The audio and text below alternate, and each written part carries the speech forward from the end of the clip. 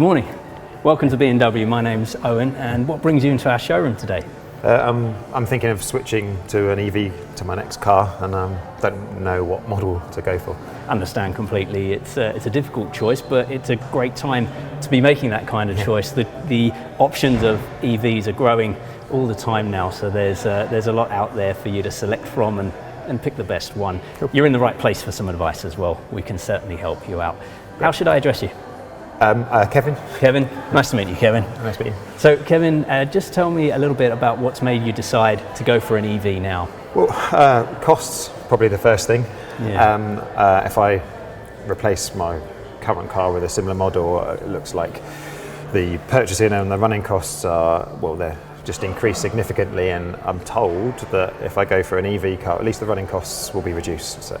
Yeah, there's great potential for that, reducing of running costs in terms of emissions related fees, servicing running costs, and even the fuel per mile versus electricity per mile. All of this can add up, you're right, and the potential is really realistic for you to reduce your running costs. Great. Kevin, just tell me a little bit more about how you feel about the possibility of switching to EV.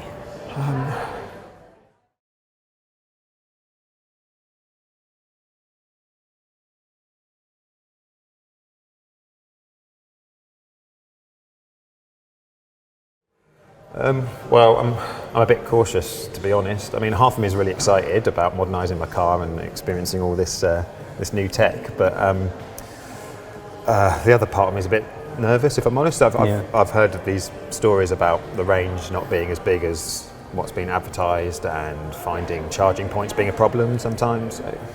Yeah, I understand, and I've heard concerns similar to this from other customers as well. I think you'll really enjoy EV Live, just as long as we can find solutions to any of those concerns that you've got. Yeah. So, Kevin, just tell me a little bit more about how do you use your car on a daily basis? Go to work every day in the car, and pop out for lunch sometimes, go to the supermarket, drive the kids around, general family and work journeys really on day-to-day basis. Got it. And are there any other journeys that we should take into account, longer journeys throughout the year?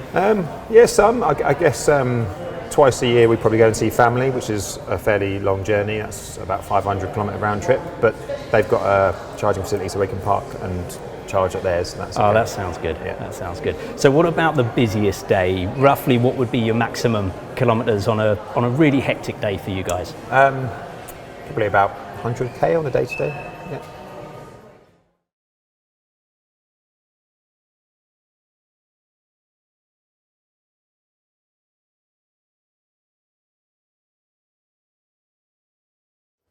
Well, Kevin, from what you've told me so far, there is quite a wide choice of EVs that could suit your lifestyle, and I think you'd really enjoy having an EV. It would work for you based on what you've told me so far. What do you drive at the moment? Audi Q7. Okay, and for your next vehicle, are you looking for something that offers the same kind of size and space? Yeah, ideally. Yeah. Similar price as well? Yeah. Okay, understood. And have you given any thought to how you might charge an EV? To be honest, no, I haven't really. I mean, I've seen charging places at fuel stations, so I guess I'd have to use them. We live in a second floor flat and we don't have allocated parking, so I don't have that opportunity really. That does present a challenge, but we can get over that challenge for sure.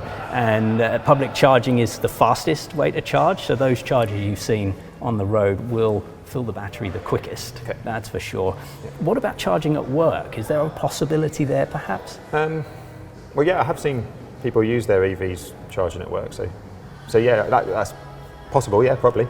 All right. Yeah.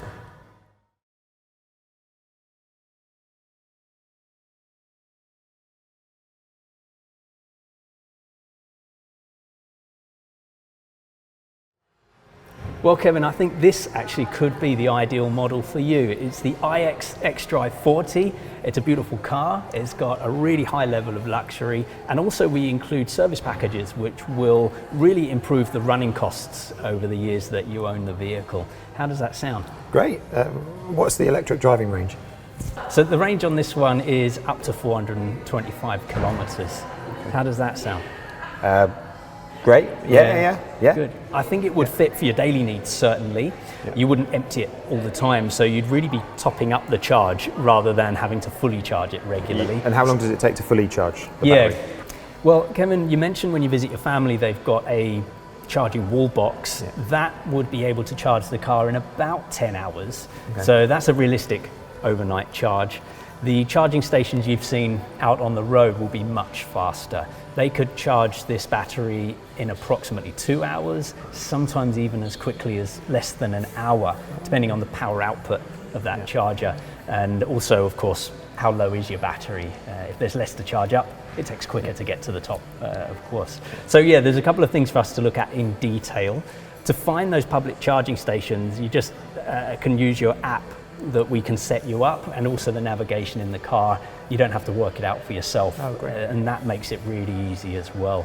So I think overall we can go a bit further into those details, but first, how about we take a closer look at the car and maybe take a test drive? Yeah, sounds great.